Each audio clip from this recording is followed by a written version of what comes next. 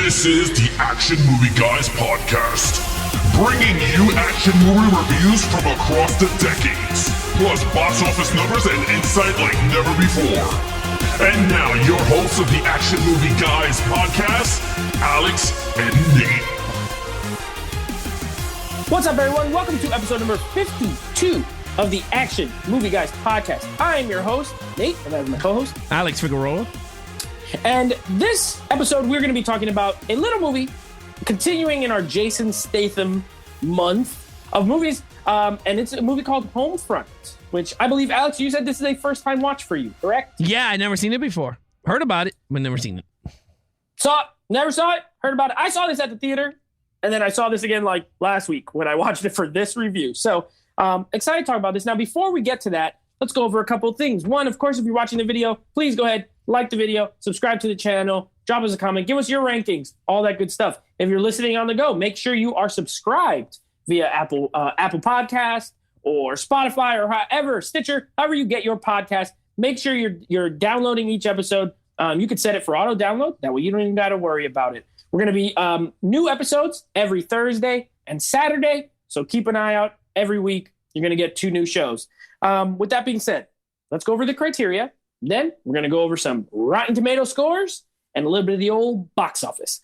So, of course, our criteria, same as every episode. Lead character, villain, action, storyline, overall movie, total points added together, and then we let you know if we enjoyed the movie or not throughout those scores. So, Alex, box office. Now, I saw this at the movies, and I have a really good memory.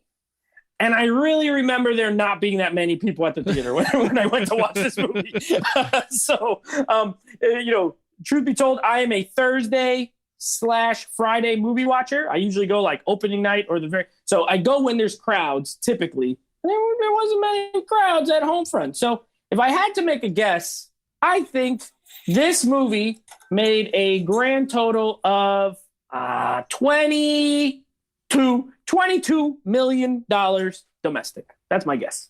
All right, so here goes the box office numbers for Homefront from 2013. Is Nate right? No, he shot it over by $2 million. Ooh. Came out to $20,158,898. International, $28,290,518. At a worldwide total of $48,444,416 on a budget of $22 million. Kind of successful. I guess. It's good thing it came out international, because if it only opened here, it would be a bust. Yeah. Well, you know what? I was close. Only 2 million. I mean, I was close on both of these episodes we recorded this week. I was within 5 million total on both. Yeah. Okay, 20 million. That sounds about right.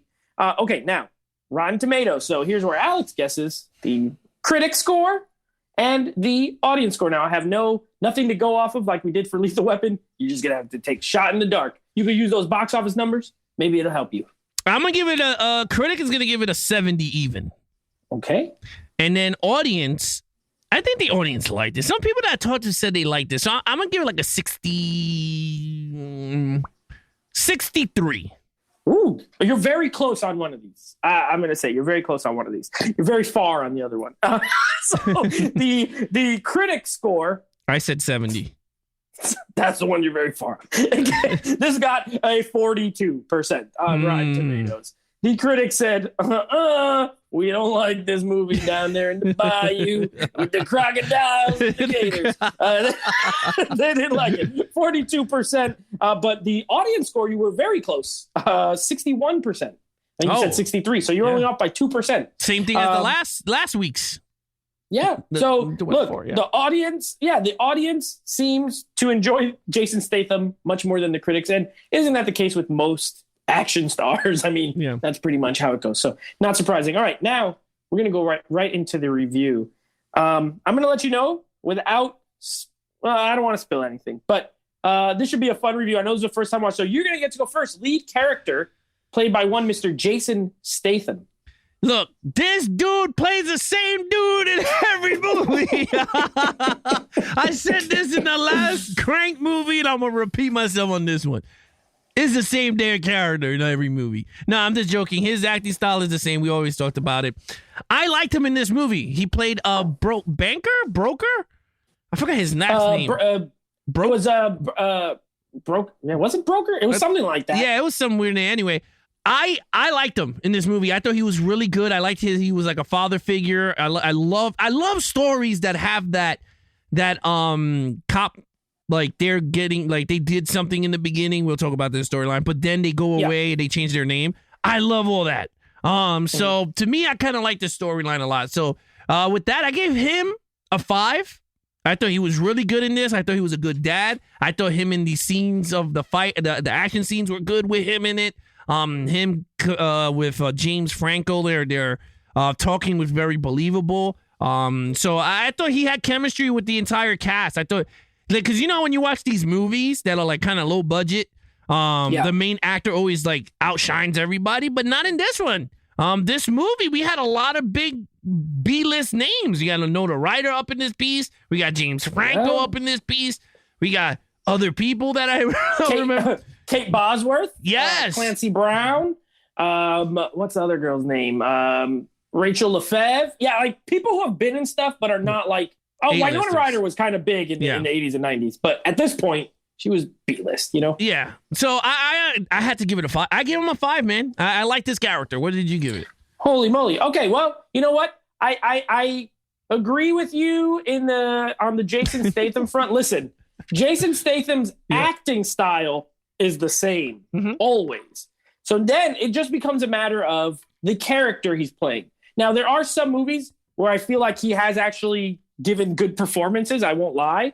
But when you're talking about like the general kind of like action films he's in, he's either like a real sarcastic, funny, but like a sarcastic type funny character who's kind of suave, knows he's the man, or in the case of Crank, he was like a bad guy, pretty much like a terrible guy who you had to follow around. In this movie, he's a good guy, but he still kind of plays it the same. You're right. He has one kind of mode for the most part. I don't know. He was fine in this. I love Jason Statham. I think he was best in this in the action scenes. I love that he does a lot of hand-to-hand type fighting in this movie. He's a great like he's not an amazing martial artist, but he's a great action star. He's very good in the martial arts scenes. He's believable, but it's like why is he British all the time? He can't not be British. He's supposed to be this biker. Like at the beginning with the long hair, he looked ridiculous when he's at like the biker thing when he was like an informant kind of like undercover guy. He looked much better when he was in Louisiana, and he looked like his normal Jason Statham self. I gave him a 3, but it's just because something you said. This character, I feel like I've seen 157,000 times. Guy does something, gotta go into hiding, gotta protect his family, gotta protect the home front. You know what I mean? Like he's good. Like it's fine, but it's just fine. I gave him a 3, but I love Statham still. Don't get mad at me, Jason. All right, villain. So this is an interesting choice of villain. Oh, Frank Grillo is in this too, by the way, who I love. I love Frank Grillo. Yeah. This was a weird casting choice, to be quite honest. And it's not even like this actor's first like bad guy role. Like he was a villain in another movie. I think he's been like kind of villainous before. It's just weird because of the like character he's playing. So James Franco is the villain. There's many villains in this because there's the one guy that's in jail that he wrongs at the beginning. And then there's like Frank Grillo, who's like his main henchman guy. But then James Franco is really the one that has the most like kind of interaction and sets the story off. And he plays a guy named Gator. I love his intro scene when he goes to that house and he hits that kid with the bat, when they're like doing the drugs in there.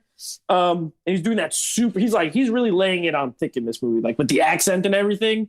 But then after that, he's kind of a pansy, to be honest. Like he's just sneaking around, being sneaky, doing sneaky information. He's not very tough unless he's, I guess, dealing with 15-year-olds who are like doing meth in an abandoned house.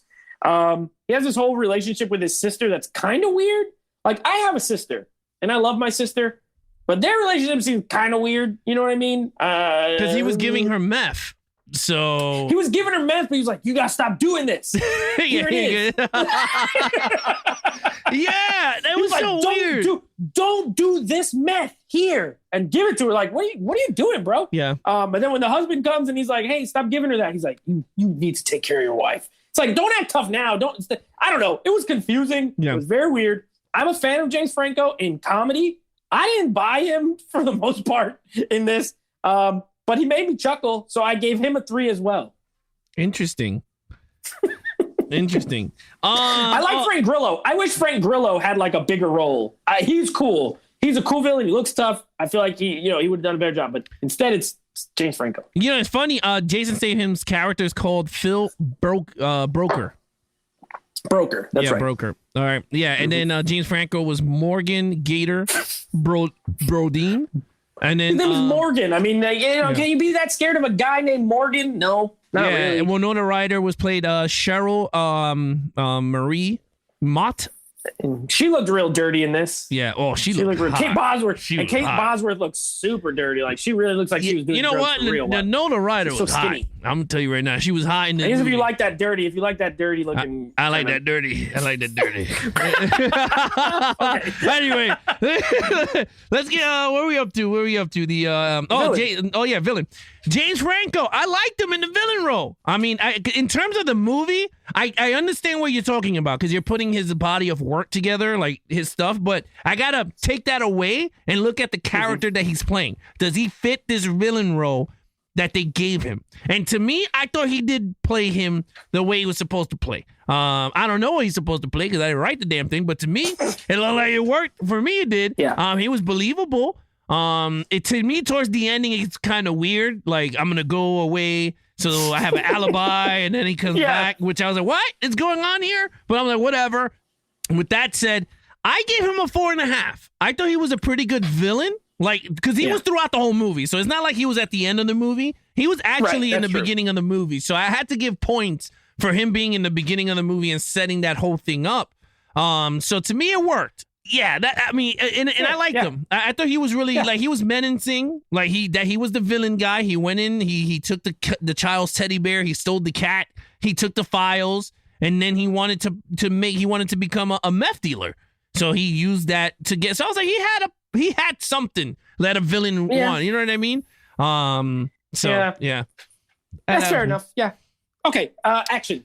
All right. In terms of action, this movie don't have much action. Like, again, you think of Homefront, you think of Jason Statham, you think of Transporter, you think of, like the Crank series, you think of the Expendables, you think of other movies that he does. Oh, Bank Job or Parker, like those type Bank of Job. Death Race, because that's even action driving, but it's still action. Yeah. This one did not have more. This was more of a thriller drama action. Like if I had to put them in categories, action would be the last, but the first would be more thriller than drama for me. You know what I mean? Buy that. Yeah. So the action was minimum. But when it kicked in, I think it worked very well. And I think that's what Jason is always great at these action movies is because when the action picks up, he's good at picking up the action. Like, you're like, holy crap. Like, he's really good hand-to-hand. He's not like Steven Seagal that he's like, you're like, whoa, what's going on here? So with that said, I enjoy the action. I gave the action a 4. I thought the action was very good. Even when he was beating the dad's ass, like, I thought that was pretty cool in the beginning. Then the daughter did it. Yeah, I thought that was pretty cool. I thought the beginning sequence was really good. Him as a DEA agent, I thought that was pretty cool. I thought when they went into the towards the ending, like that whole ending sequence, I thought was cool. And then when he set up the whole bomb thing, I thought that was cool too. And then he fought the dudes. He beat their asses. So even in the gas station, he beat their asses. I was like, whoa, this dude is strong. But I liked it. I thought it was really good. I gave it a 4 for action. Yeah, I think that's where he's, Jason Statham, like, as we're talking about his movies, like, he has so many movies that I like watching, even if he's not, like, amazing actor. But he's best at action. You're right. Now, I agree with you. There's not a lot here, to be honest. There's a lot of talking, and there's a lot of story. And I'm not saying it's bad, but it's more story-driven. However, the 2 action scenes I really enjoy. I like the gas station one is short, but I love it. These 2 guys want to walk up on him. He's like, bro, I just want to get my gas. And the guy, he turns on the switch, and the guy's like, if you turn on that switch, you better not turn on that switch. And Jason Statham just turns on the switch. And then he whoops his ass. Oh my God, I loved it. It was so great. I love that. And I love when they're fighting like in that boathouse like type thing. That was really brutal. Mm-hmm. Like he ends up like kicking the guy like in the water, kills the guy in the water. And then he has like it's like a nail gun, I think it is. With the other guy, like no. It was the hell you call it? A screwdriver. He grabs it and he stabs him right through the hand. And I was like, that's right, screwdriver. Yeah. He like at least when the violence hits, it's like R-rated. You know, the movie's R-rated. I mean, the whole movie's R-rated, but the violence is good. I love R-rated action films when the violence kind of hits. Like I like when they cash in, and I feel like they cashed in. However, it is at a minimal amount, and those are the only two that I really loved. I gave it a 3. I'm very much on the 3 kick on this movie, to be honest with you. Again, a 3 is still positive for me. It's just not incredible. So storyline. This might be shocking, but I gave it a 3. Look, it's fine. I can, unlike Lethal Weapon 4, which we reviewed last episode, where I had no idea what was going on half the time, I could very easily describe this movie to you. DEA agent does somebody dirty, goes into hiding with his family, wants to start a new life, pretty much. Gets involved in the, his little redneck town. He don't quite fit in. Gets into some trouble. They find out his past. They reach out to the guys who he wronged, and they want to get revenge. That's pretty much the movie. I just explained it to you in about 10 seconds. And then stuff happens in the meantime, So it's fine. You know what this movie is? This movie, I'll save it for overall. But the storyline is fine. It's good. It's not amazing. It's not terrible. You could follow it. It's not convoluted in any sort of way. It's very, very straightforward. This is a very straightforward film. No, he's a good guy. The other guy's a bad guy. The kid is innocent. The friend that he has that helped, the black guy who helps him, he's a good guy. Like the people who are good, and the people who are bad. You know what I mean? It's very black and white. So I gave it a 3. Yeah, I like the story. I mean, honestly, I think I enjoyed this movie, and I think I will put it top 5 out of my Jason Statham movies that I've seen. Yeah, because I haven't seen much of his work, but the ones that I did seen, I think I will put it top 5 because I kind of enjoyed this storyline. And I'm a sucker, like I was telling you, I'm a sucker for storylines like this because it drives you. You know what I mean? You're like, whoa, what could happen if someone does find out? And it does happen. And his daughter's on the run. But she could take care of herself, which I wish there was more scenes with the daughter because she could take care of herself. She was good. Yeah, I liked her too. It reminded me of Man on Fire with Dakota Fanning. Yeah. Like if she was like 8 years older, it would be like this girl. Yeah. So I like the story. I was very intrigued with it. I like Jason Statham's character in this movie. I like the villain, James Franco. The plot made sense. It wasn't over the top like we did other movies. Like they had some crazy that you had to like turn on your brain to figure out what's going on. But this one, you could actually, it's a popcorn movie. You could just sit back and enjoy, what's going on. And nothing crazy. So with that said, I gave it a 4.5 in terms of story. I think it was a really good, solid story for this one-off. I'll talk about it on the overall. But yeah, 4.5. Yeah.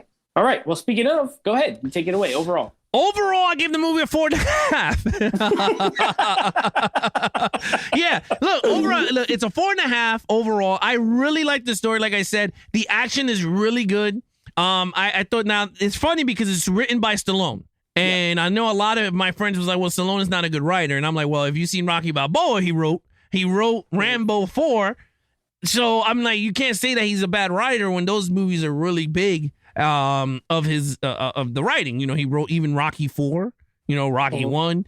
I like this one. If this was a story that Rambo was supposed to be, I think I would have enjoyed it if it was Rambo and Gabriella. Imagine that if it was Gabriella and Rambo. If this was Rambo Last Blood instead of the actual Rambo Last Blood. Yeah. I think it could work. To be honest. Yeah, think about it. I mean, it'd be way more violent, but it could work. You Gabriella, he's he's protecting her from whatever happens in the cartel. So to me, it could have worked. But anyway, with that said, look, I think Stallone's writing, you could see it in this movie. It was very basic way of writing, like the bad guy, like you said, bad guy's bad guy, good guy, good guy. There was no dead spot. I couldn't find a dead spot in this movie because I was very intrigued with the story. It's my first time watching. I don't know about you. Maybe you could talk about that on your overall. If there was like some type of dead spot in the story that you just go, I'm not good with that. But I liked it. Like I said, look, I gave it a 4.5 overall. Now, it ends on a cliffhanger. I call it cliffhanger because he was like, if you want to get me, I'm here. And I'm like, oh, when he goes to see him at jail? Yeah. So to me, that's like a cliffhanger because it's like, you know what? If the movie does good, you already have an ending. So you go like, okay, you could continue the storyline. I wouldn't mind seeing a Homefront too. Like the dude breaks out of prison, like he comes out of prison and he's like, his goal is to find this dude and kill him. That's just me. I would be intrigued with that. And the daughter would be a little bit older, so she's more hand to hand, or maybe she's a cop at this point since he's a cop. Right. Anyway, that's just me, hypothetical. Yeah. But I enjoyed it. 4.5. What's up with you? All right. So yeah, I mean, look, if I gave everything else the exact same score, I have to kind of stick with my score. This is my first time ever, is what I was gonna say. I gave every single category the same exact score. I gave it 3s all the way down. Now, overall's a 3 as well, obviously. Here's what I would say about Stallone's writing is I don't think he's per se a bad writer, but I just think he is overall a very middle of the road for me. Because, like I said, you know, there's nothing subtle. He doesn't write any subtlety here, right? Like, these characters are who they are from the start to the finish. Nobody necessarily changes. There's no, you know, like I said, good guys are good guys. Bad guys are bad guys. He kind of tried with the sister, you know, like she's on drugs and like she's bad, but then like she kind of, you know, when Jason Statham's nice to her and like the kid invites her to the birthday party, so then she doesn't want to be as mean, but that's about as close as they come to any sort of like growth as a person. Like everyone is who they are always. This movie is the definition for me of like average. It is average, and average is not always bad, and especially when you're talking about I was gonna say horror action movies. You know what I mean? It's watchable. It has a good cast. It's well shot. You know, it doesn't look like overly cheap or anything like that, even though it didn't have a huge budget. The performances they're solid. If none of them are amazing, but nothing in this is like egregiously bad. You know what I mean? Nothing sticks out as terrible. But then for me, nothing elevates past like solid. So it's just middle of the road. And I remember now why I saw this at the theater and then I didn't watch it again until now. Obviously I bought it, so I liked it enough to like want to watch it at some point. But yeah, I think and Statham, I would say I've seen a lot of his movies and I own a lot of them. He has about 3 or 4 movies that I put in this exact same like they are just good, average kind of action films, and every action star has those. I mean, you know, it is what it is. So I can see all your points and I have no issue with them. For me, it's average, but I do know other people who quite like the movie. So, and I thought at least the outside of the box casting of James Franco was interesting. So, you know, there's things that are good. And like I said, nothing's terrible, but nothing elevated it for me. Yeah, I mean, it's funny because when you think of Jason Statham, I will compare him to Jean-Claude Van Damme. I agree. I think he's the British Jean-Claude Van Damme. Yeah, but the only thing is Jason Statham has a little bit more better movies. It's just that Van Damme has more classic movies like the Blood Sports and the Hard Target. He's more martial arts. Yeah. In that, and so is Van Damme. Like they'll do stuff with guns, but that's kind of their base, right? Where I'll give him the edge over Van Damme, to be honest with you, is I think he's a better actor overall than Van Damme. And 2, he's at least funny. Like he's in stuff where he's like kind of, he has more of a kind of that sly British like sense of humor that he could tap into. So Van Damme didn't have it. He was like deadly serious all the time. Yeah. You know what I mean? Like he took himself very seriously. Even Street Fighter, he's like, this is a important thing. No, it's not. The movie's terrible. Like relax. I like Van Damme pretty good, but I think Statham, I think that's a good comparison. Yeah, that's what I would do. All right, so let's get into the total points. Total. Right. Well, mine's very easy. 15. It was a 3, a 3, a 3, a 3, and a 3. 3 times 5 equals 15. It was a 15. Yeah, I mean, I hope I got this right. Mine was a 5, 4.5, 4, 4.5, 4.5. That's a 22.5. If I did it right. I think it's a 22.5. Yeah, right? You're right. Okay, finally I got it right. I always screw up. Yeah, mine's is a 22.5. Again, guys, this is my first time watching. I'm going to rewatch it because my wife wanted to see it. I had to watch it because of the review. But Yeah. I enjoyed it, and I am going to buy it, but I'm going to buy it digital, and that's something me and you were talking about. I'm going digital route with a lot of movies that I really, really want is going to be 4K, and the ones that I know I'm going to watch again or average, like Nate calls them, is going to be digital. Yeah. And this one I own this goes digital. Yeah, I'm going to get this digital. I don't have it on Blu-ray. Yeah. And I bought it digital because it was like $5. I was like, I remember thinking this was pretty good, and I still feel that way. Like, it's on my Vudu account. I can put it on anytime. This is the definition of a digital movie. I don't need a disc for this, but I don't hate it. Yeah. No. Go straight digital. All right, Nate, you know what to do. So that is Homefront. Next week, the Jason Statham movie. Now I'm actually more excited for this one. We're going to be reviewing Death Race. I haven't seen Death Race in a long time, but I remember getting a kick out of Death Race. Jason Statham in it. You got Tyrese, who I hate, but I think he's kind of funny in this. Yeah. Ian McShane, who I love, is in this. And Robin Shou, by the way, who played Liu Kang in Mortal Kombat. He's in Death Race, who's directed by Paul W.S. Anderson, who directed Mortal Kombat. So it's a Mortal Kombat reunion. It's very over the top, and I can't wait to watch it. So that's what we're going to be reviewing next week. You even got Jason Clarke, the guy from Terminator. Oh, Jason Clarke, yeah, and Natalie Martinez. Yeah, and you got Max Ryan is in it. Yeah, it's a good. It's like a good cast full of like B-listers and C-listers. Yeah, but like the good ones. Well, Ian McShane, because he was in John Wick, but he's like legit. He has some gravitas, and then everyone else is B-list in this movie. You got Joan Allen.